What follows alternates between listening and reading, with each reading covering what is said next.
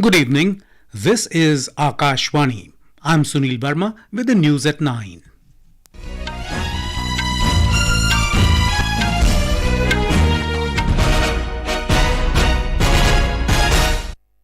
The headlines: polling for assembly elections in Mizoram and first phase in Chhattisgarh to be held tomorrow. Filing of nominations ends in Rajasthan. Campaigning in full swing for assembly elections in other poll-bound states. Odd-even scheme for vehicles to be enforced in Delhi from next week as air quality worsens. In national games, Maharashtra leads medal tally with 199 medals, followed by services with 109 in Goa. And in ICC Men's Cricket World Cup, Sri Lanka sets a winning target of 280 runs before Bangladesh in Delhi.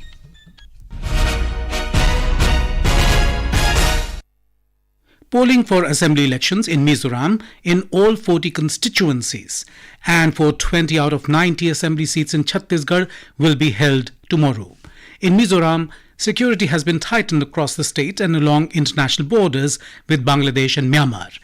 At least 3,000 policemen and 5,400 personnel of the Central Armed Police Forces (CAPF) have been deployed for the polls. More from our correspondent.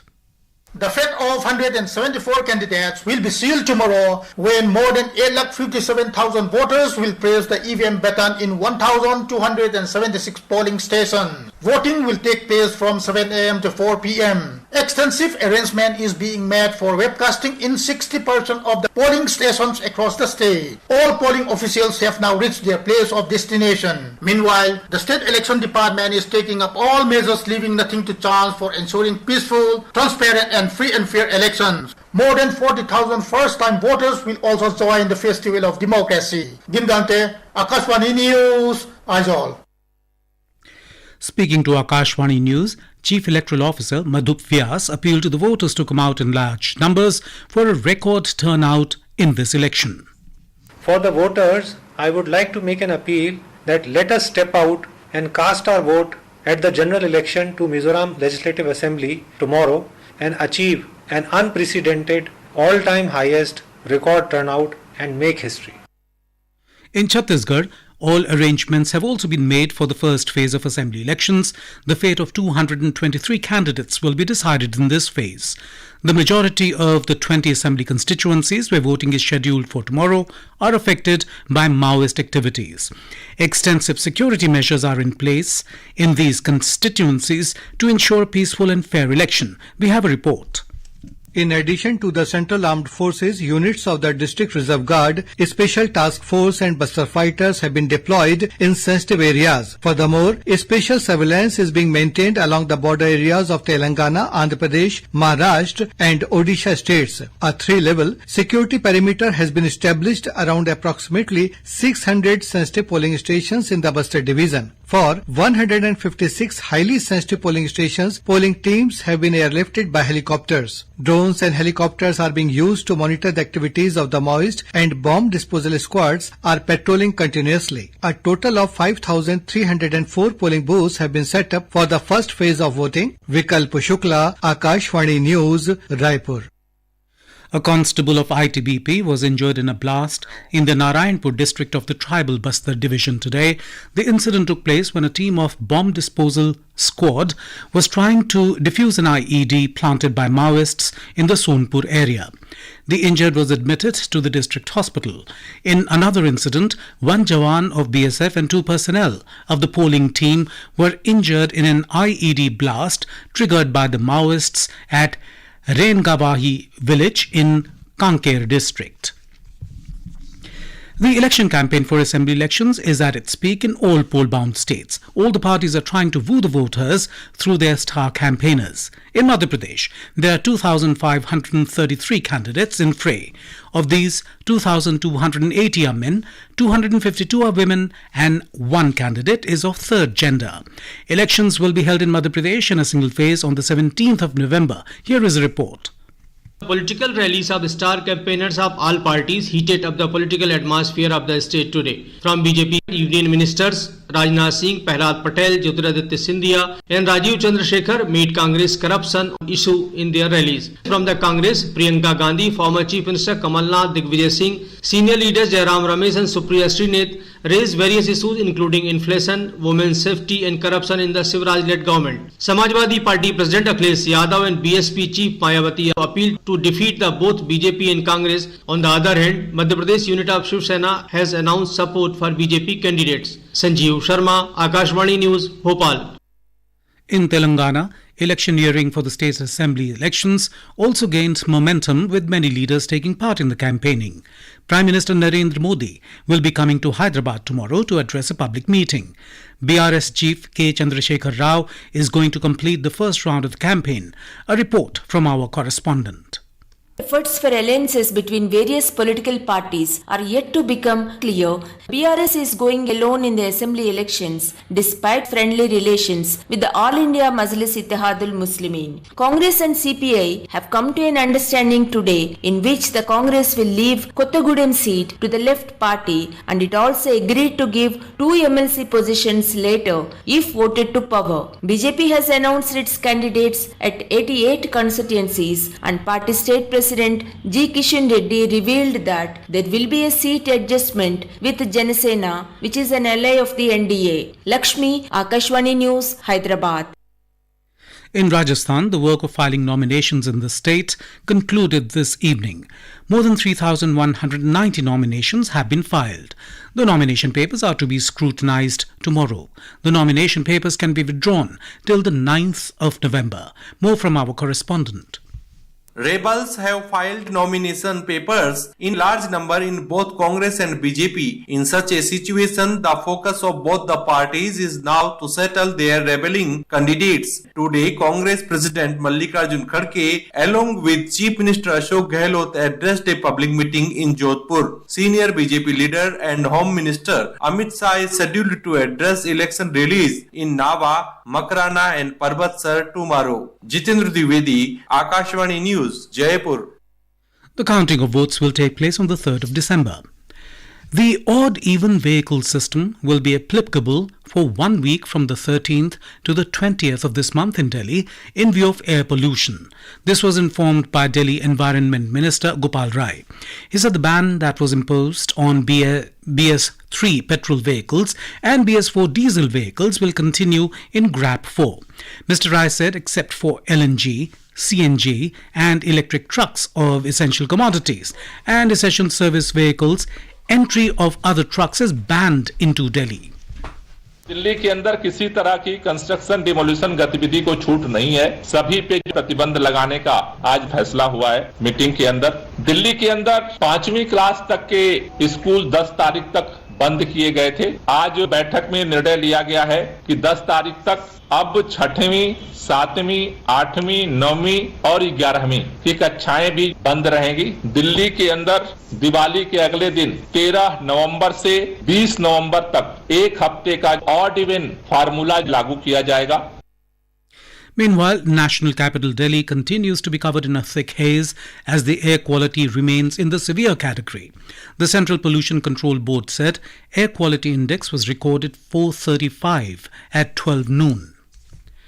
Housing and Urban Affairs Ministry today launched the Swachh Diwali, Shubh Diwali campaign under Swachh Bharat Mission Urban 2.0. The concept of the campaign emphasizes the importance of a clean and eco-friendly celebration. This initiative aims to instill a sense of responsibility towards the environment and communities by sensitizing and motivating individuals to opt for locally made products, embrace a Diwali free from single-use plastic, and prioritize pre- and post-Diwali cleanliness. This is Akashvani giving you the news. For quick news updates round the clock, follow us on our Twitter handle at AIR News Alerts. Prime Minister Narendra Modi today talked with the President of the Islamic Republic of Iran, Dr. Syed Ibrahim Raisi. The two leaders exchanged views on the difficult situation in the West Asia region and the Israel-Hamas conflict. Both leaders emphasized the need to prevent escalation, ensuring continued humanitarian aid and early restoration of peace and stability. Consumer Affairs, Food and Public Distribution Minister Piyush Goyal today flagged off 100 mobile vans for the sale of wheat flour, atta, under the Bharat brand in New Delhi. Mr. Goyal said this atta will be available at 27 rupees 50 paise per kilogram in over 2,000 outlets across the country. 27 rupees 50 पैसे में हम भारत आटा को देश भर में उपभोक्ताओं के लिए उपलब्ध कराएंगे। आज लगभग 800 के करीब वैन देश भर में चल रही है, जिसमें आटा उपलब्ध कराया जाएगा। कई सारे आउटलेट्स, केंद्रीय भंडार जैसे मिला के लगभग 2000 स्थानों पर ये भारत दाल और भारत आटा पे देश भर में इसका विस्तार होगा। प्राइस स्टेबलाइजेशन और स्टॉक्स के माध्यम से ये चना और आटा जो उपभोक्ताओं को दिया जा रहा है, ये सब महंगाई को भी अंकुश में रखने में हमें कामगार रहेगी। Finance Minister Nirmala Sitharaman has said that digital public infrastructure, DPI, has revolutionized the financial inclusion landscape and it has been lauded globally. Addressing a seminar in New Delhi today, Ms. Sitharaman said, India has been at the forefront of this revolution. India's own growth story has gained significant momentum through digital public infrastructure. DPIs also play a crucial part in G2P payments, ensuring targeted, transparent payments, and promoting the inclusion of vulnerable groups such as women, students, and the elderly. With over 50 crore Jandan bank accounts opened and a monthly transaction volume of over 10 billion through UPI, India's example vividly illustrates how DPIs have enhanced not just access but also the usage and quality of financial inclusion. The 54th International Film Festival of India, IFFI, will be held in Goa from the 20th of this month. The festival will continue till the 28th of November. Briefing media in New Delhi today, Information and Broadcasting Minister Anurag Singh Thakur said IFFI Goa gives an important platform to global films. He said IFFI is one of the biggest cultural extravaganzas in the world. The minister said India's media and entertainment industry is the 5th largest market globally. This market is growing with each passing year. If you look at the average growth of the last 3 years, it stands at average growth of 20% annually. So with the highest production of films in the world, our industry stands as a beacon of innovation, creativity, reaching every corner of the country and now reaching every nook and corner of the world. In ICC Men's Cricket World Cup, Sri Lanka have set a winning target of 280 runs before Bangladesh in Delhi. In reply, Bangladesh were 211 for 4 in 33.2 overs when reports last came in.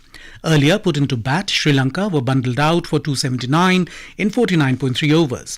Both teams have played 7 matches so far, out of which Sri Lanka, which is currently at 7th position, won 2 matches, while Bangladesh, which is at 9th place, has been victorious in only 1 match. In 37th National Games in Goa, Maharashtra is still leading the medals table with 199 medals, including 69 gold, while defending champion Services Sports Control Board is in second place with 109 medals. Haryana retained its third position with a total of 140 medals. The event is taking place at 28 venues across Goa till the 9th of November. Shubham Devnath of Goa claimed the gold medal in men's traditional Yogasana. The gold medal of the 25-meter rapid-fire pistol was claimed by Vijay Veer of Madhya Pradesh, while the silver and bronze medals were both bagged by Haryana's Anish and Adarsh Singh. In lawn tennis women's doubles final, Maharashtra secured the gold medal and Telangana silver. And now, before we end the bulletin, the headlines once again. Polling for assembly elections in Mizoram and first phase in Chhattisgarh to be held tomorrow. Filing of nominations ends in Rajasthan. Campaigning in full swing for assembly elections in other poll-bound states. Odd-even scheme for vehicles to be enforced in Delhi from next week as air quality worsens. In national games, Maharashtra leads medal tally with 199 medals, followed by Services with 109 in Goa. And in ICC Men's Cricket World Cup, Sri Lanka sets a winning target of 280 runs before Bangladesh in Delhi. For details of these stories and more, log on to our website www.newsonair.gov.in and News on AIR app. That is all in the news at 9. Good night.